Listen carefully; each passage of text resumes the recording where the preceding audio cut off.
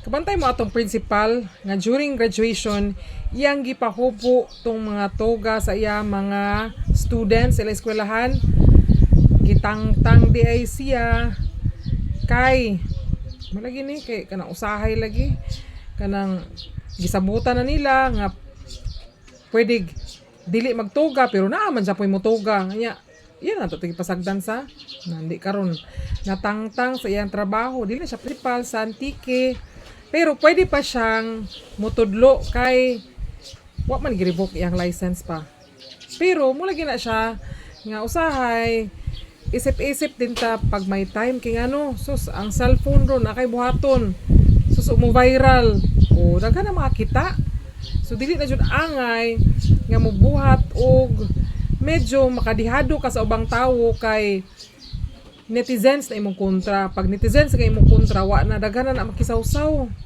So inana gud basta naagi ta sa gobyerno o bisag wala ta sa gobyerno, basta kay ang atong pairalon gyud is respeto sa atong isig katawo.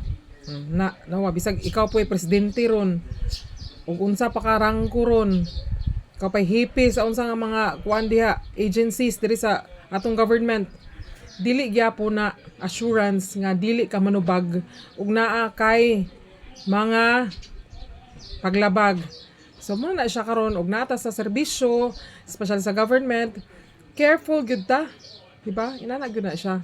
Kay ang balos unya, muro gyud na siya.